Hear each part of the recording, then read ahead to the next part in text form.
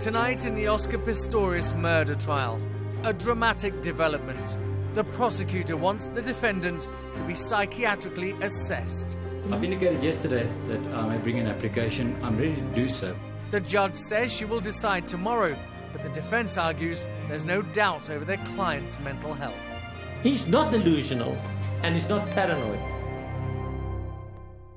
A boy with a traumatic childhood, who grew into a man with a serious problem. An anxiety disorder that could mean he was a danger to the public if armed with a weapon. This is the description of Oscar Pistorius given to a court by a senior forensic psychiatrist. But how far did this clinical evaluation go? Was it a disorder or an illness or something much more serious? That's what prosecutor Hetty Nell demanded to know. Is Oscar Pistorius suffering from a mental illness that requires a thorough clinical evaluation in a government institution for 30 days? But before Mr. Nell could arrive at his conclusion, he needed more answers from Dr. Merrill Vorster. The GAD, if it's severe enough and it impacts the person in a very severe manner, that could be seen as a mental illness. I wouldn't say that, my lady. I would say if one has a generalised anxiety disorder that is severe, it may impact on your capacity to live a normal lifestyle. It remained your evidence yesterday that the general anxiety disorder is relevant to his actions on the morning of 14 February, on his version. It may be relevant on his version. That is correct, my lady. And that would be for the court to find. Dr. Vorster had told the court Oscar Pistorius' heightened anxiety meant he worried excessively about his personal security.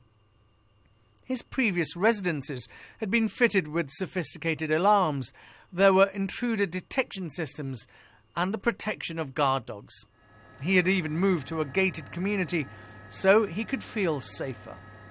His security measures were more than that taken by the average South African. But why would you say that, Doctor, measured against what? Just against my own perception of people's security measures. But certainly, Doctor, would you agree with me that most people have burglar alarms? Yes. In South Africa, most people have dogs.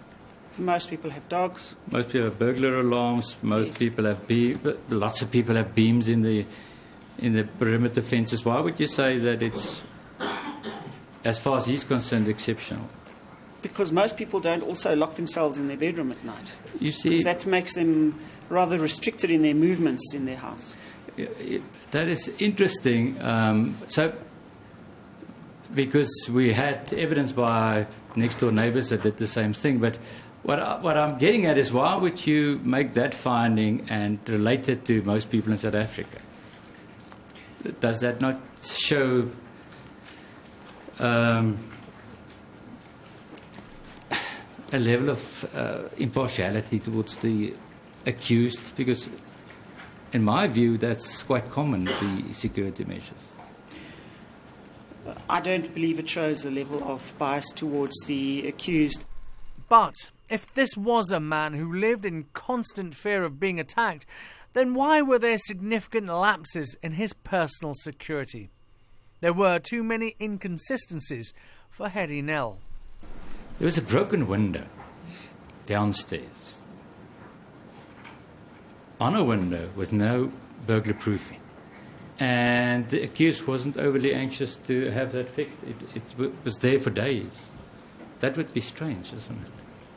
No, I don't think so. If you already have no burglar bars, you have to be reliant on your beams and your passive sensors. So whether you have a broken window or not is not as important as it would be if it was a window that had burglar bars. No, that is from the perspective of a normal person. We're dealing here with a person diagnosed with GAD. general anxiety disorder. Now, a person suffering from GAD would certainly take care that he fixes that window immediately because he's suffering from a disorder. One would certainly expect that such an individual wouldn't leave a broken window for a prolonged time period, no. He allowed ladders to be in his premises. Now, suffering from GAD, be anxious about crime, one wouldn't expect him to allow that. No, one would expect the ladders to be locked up or secured. Yes. You wouldn't expect a person suffering from GAD not to be concerned if his alarm system is working or not. No, they would be concerned that it Very would work. concerned. Yes. Yeah, you see, what we have in this instance is that the accused wasn't concerned. On the night that Reeva Steenkamp was shot and killed, the balcony door to their bedroom was open. Of that, there is no dispute, but that didn't make sense to the prosecutor. Dealing with somebody that suffers from GAD and that's anxious about crime in particular, that person will not be able to go to sleep with the balcony door open and not secured and locked. I can't answer yes there because it would depend who they were living with. So if they were living alone, then it would be up to them to be responsible for ensuring that the house was locked and closed, and then they would then be able to go to sleep. But if they were living with some other person, then it would depend on that person's needs and comforts as well. So the answer would be a conditional yes. The fact that that door's open would make me so anxious that I wouldn't be able to sleep. I will stay awake and my partner would be comfortable, but I would be able to sleep. Isn't that an issue? It could be an issue. Yeah. In all probability, a person from GAD would act in that way. No. Why? It could be an issue. It's not a probability, it's a possibility. Oscar Pistorius admits to killing his girlfriend, but the runner insists it was a tragic mistake. He says he fired 4 shots through a toilet door, thinking there was an intruder lurking behind. The events of that night have been pored over in great detail, both by the prosecution and defence. There can be no room for ambiguity.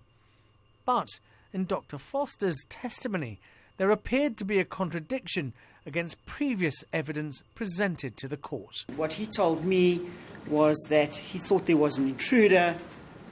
He certainly armed himself and walked towards that danger. And? And he certainly fired shots. Why? At the noise, as he was scared. Now, if I tell you now that in court he never said that he fired at the noise, there must be red lights flickering for you as far as his version is concerned. It would appear that there are inconsistencies, Yes. certainly. You made certain findings for yourself based on his version to you. Yes. Now, that must change if his version to this court was something different. No, it doesn't. Not in terms of diagnosis, but in terms of action. No, it doesn't change because he's still describes having been extremely frightened by the threat. So the fear of the threat and the generalized anxiety disorder would go together. So whether he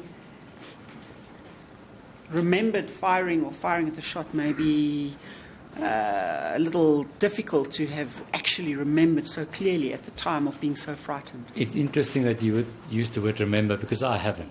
All I said is he never said he fired at the noise. If he couldn't remember, you would expect him not to be able to remember. I'm asking you, where did you get that version that you didn't remember? No, I'm simply saying one wouldn't expect him to remember. But to you, he said he fired at the noise. Yes. And I said to you that he never said that to the court. Yes. And you said, well, then there's an inconsistency.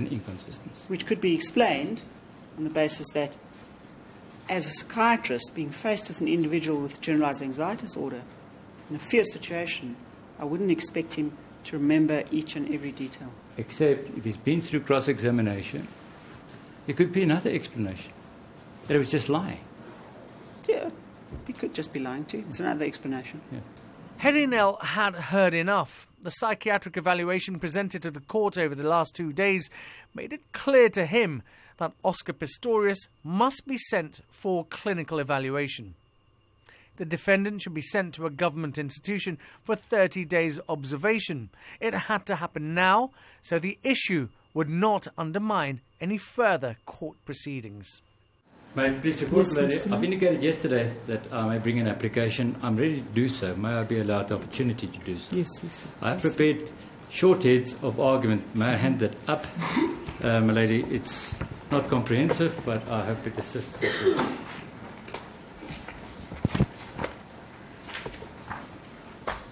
After Harry Nell submitted his appeal to have Oscar Pistorius referred for assessment at a mental health hospital, the state prosecutor and the defence counsel, Barry Rue, were each given the opportunity to put their arguments to the judge.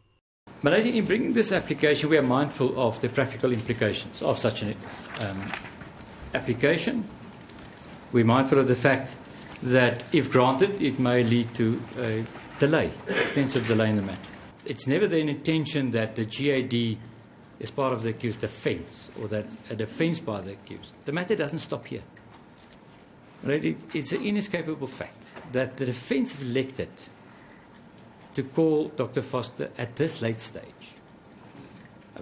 There's been no indication before Dr. Foster gave evidence of any psychiatric condition that may have affected the accused. If one has taken into account the plea agreement, it would indicate vulnerability. It may indicate the fact that the accused was anxious about crime, but so is everybody in this country. But the fact that it is a psychiatric diagnosis may play a role and must play a role, and that's what we base our application on.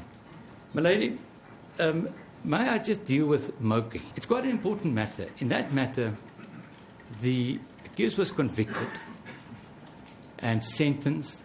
The court a quo rejected his evidence, but on appeal, the appeal court decided to intervene, even with a credibility finding, because there was a reasonable possibility that he may have suffered from a mental illness. The accused has testified. Subsequent to his evidence, the psychiatrist drafted a report to bring certain psychiatric factors that were found to exist at the time of the commission of the offence to the attention of the court. She has conceded, my lady, that the diagnosis is relevant to his actions on the day. The timing of this evidence, my lady, should be taken into account by this court. When did this happen?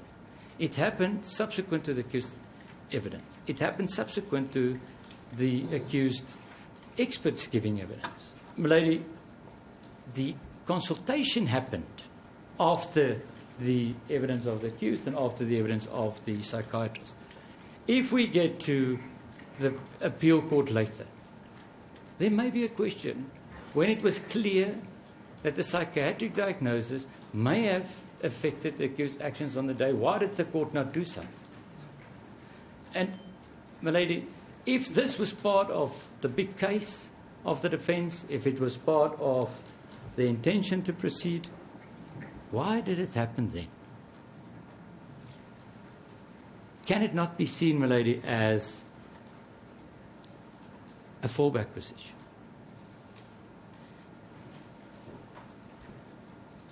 And because I don't understand why it happened then.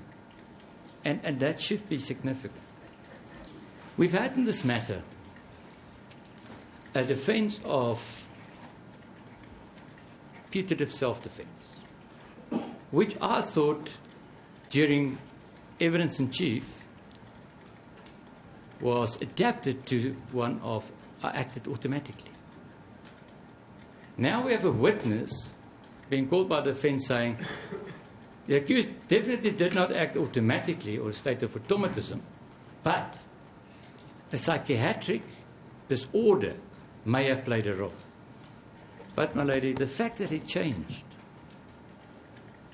would be red lights going on for this court and for the court to act on the side of caution.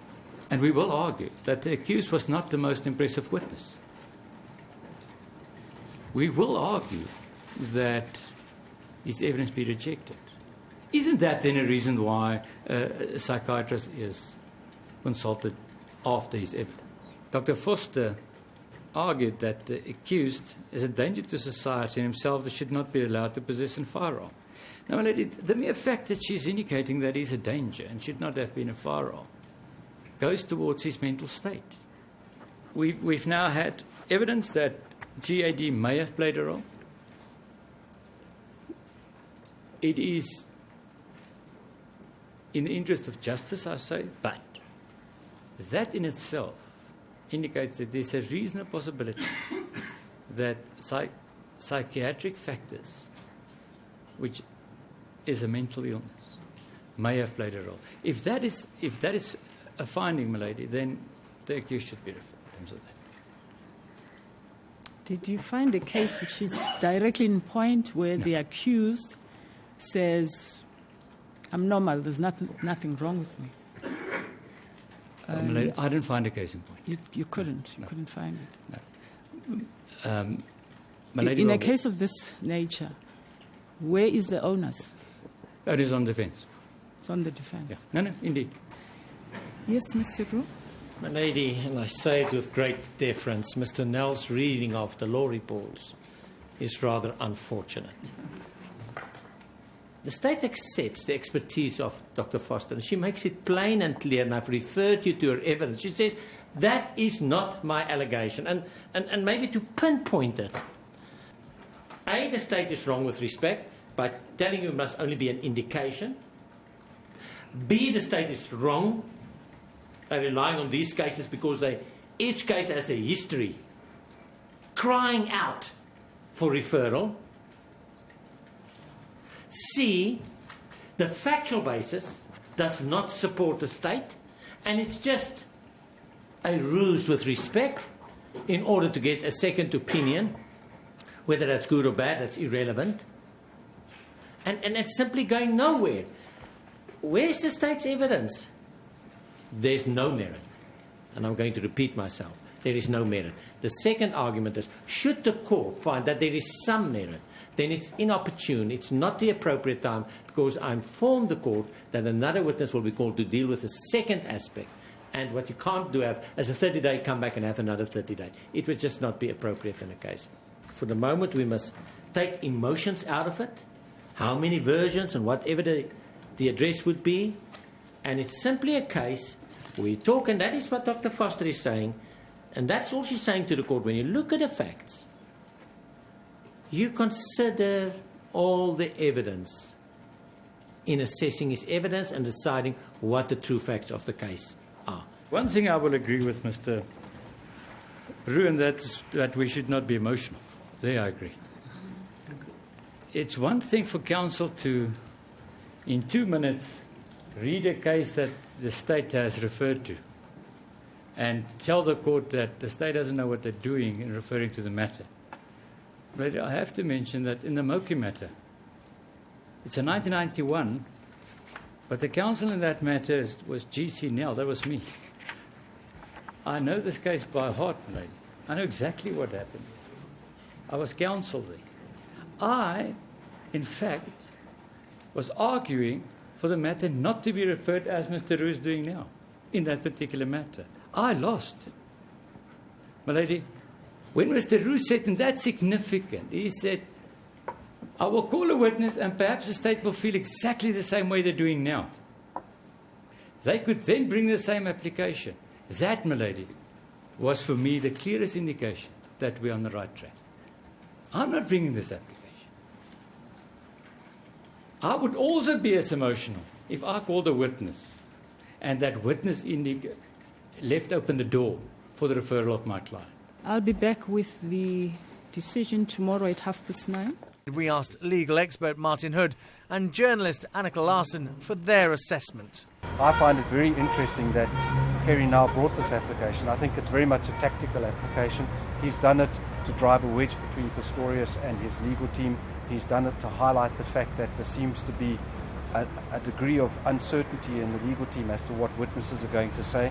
I don't think that he really believes that he's going to succeed, but I know that there must have been a huge amount of very robust debate between Pistorius and his legal team after this application was even first mentioned. I got the impression that Pistorius went ashen and his in the jaw dock. started throbbing. I could see that jaw jumping up and down as this was going on. He's very distressed. He runs the risk of being effectively incarcerated in what used to be called an asylum in the grimmest of conditions. It's not going nice. to be a nice transition for him. I mean, the members of the legal fraternity that I've spoken to seem to be of the opinion that Masipa is not going to grant this application. I would be inclined to agree that it's not likely, but we must also bear in mind that the world's media is looking at this trial, and she wants to be as fair and as transparent, and in fact she has to be as fair and transparent as possible. I see no harm or prejudice, as we would call it in law, that he be committed, that he undergo that observation, for the simple reason that if he comes out and he does have a disorder, then it would change the focus of the trial entirely. In fact, it may lead to him effectively having the charges withdrawn against him. Yeah. And if he comes out and he is regarded as being mentally stable and mentally fit, then it will do away with a ground of appeal. So either way, I don't see that there's any disadvantage. She wants to be seen to be absolutely beyond scrutiny, especially from an ego point of view, not wanting her colleagues on appeal to saying that she's being, she hasn't done the right thing. That she slipped up. It's a decision that could have huge implications for the trial. Remember, you can watch continuing coverage of the trial on Sky News, and there's a special catch-up programme each night.